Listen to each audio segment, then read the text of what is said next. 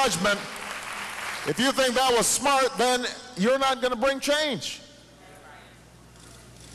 You know, this is the party that has led to a housing crisis where we've got more home foreclosures than at any time since the Great Depression. And if you've hung on to your home, you've seen your home values plummet. Now, if John McCain thinks that the economy is fundamentally sound, he needs to come to Flint and meet some of those folks who've been losing their homes.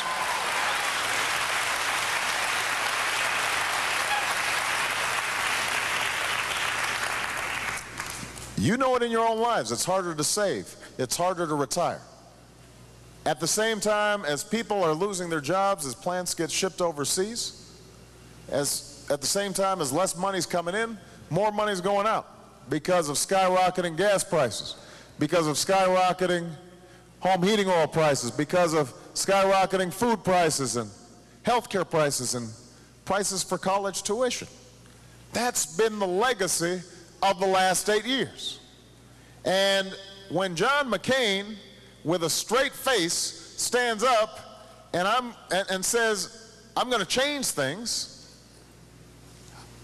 at the same time as he says that he agreed with George Bush 90% of the time, you know, it's pretty hard to believe.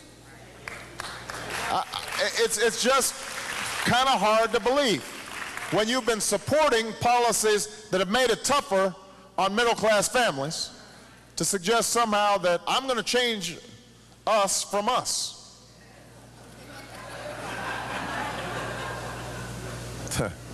You know, there was a cartoon in Washington Post that said,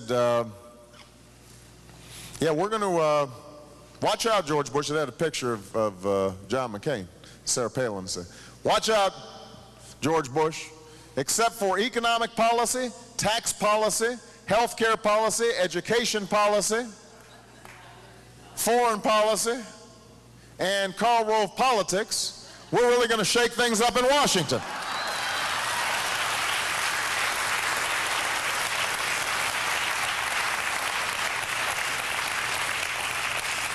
The truth is that John McCain is offering more of the same.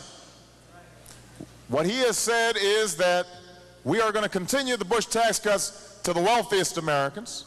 We are going to provide $200 billion worth of tax cuts to corporations that are making money, including ExxonMobil, giving them a $4 billion tax break while leaving 100 million people without any tax relief at all. That's not change. Let me tell you what change is.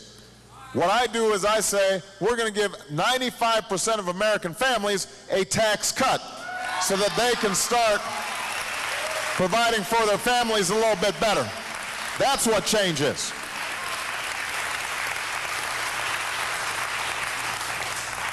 John McCain has no plan to deal with the health care crisis that so many of you know about. 47 million people without health insurance.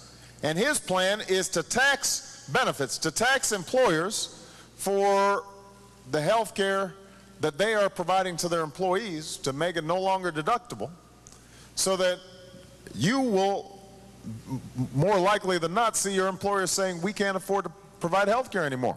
Now, what John McCain says is he'll give you a $5,000 credit, which sounds great until you find out that health care for a family is going to cost you $12,000 or $14,000. And good luck if you're somebody, you know, who's, let's say, gotten laid off and you're 55 years old and you're not getting an employer-sponsored health care plan. Good luck trying to find health care on the open market. They won't give you a policy that's worth anything. They might give you one of those where the deductible's so high, it's like a $10,000 deductible. That's not health insurance, that's house insurance. You know, that's just you avoiding losing your home, but you can't go to a doctor on it. So that's not change. So here's what we're going to do. What we said is that if you've got an employer who's giving you health care, we're going to help that employer continue to give you health care by lowering your premiums and working with the employer to reduce their costs. And if you don't have health care, we are going to give you the opportunity to buy the same kind of health care that I have as a member of Congress because you're paying taxes. You're my boss. I should have better health care than you. And if you can't afford it, we'll subsidize you. And we won't wait 20 years from now to do it or 10 years from now to do it. We'll do it by the end of my first term as President of the United States of America.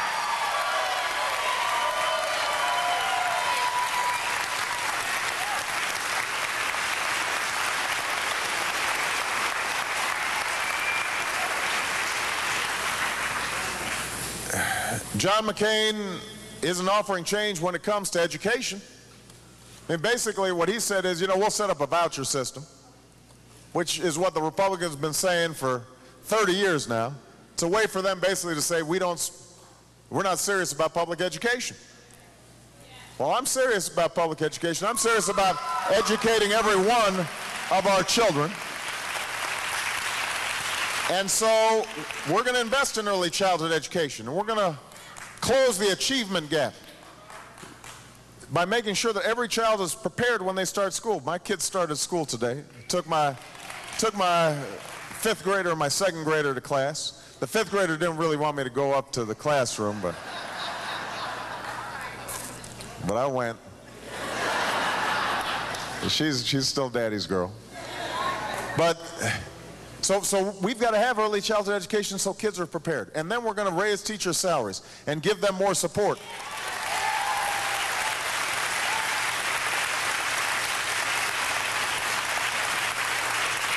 And we are going to make sure that every young person in America and every not so young person in America who needs retraining is able to afford to go to college. That has got to be a top priority. John McCain has no plan to provide help for people in need of going to college. And what I've said is we're going to give a $4,000 tuition credit every student every year, including non-traditional students who are going back to school, like Jonathan, in need of retraining, in exchange for some community service, in exchange for working in a veterans home or joining the Peace Corps or teaching at an underserved school. The point is, nobody will be left behind from a college education when I'm President of the United States of America. That's change.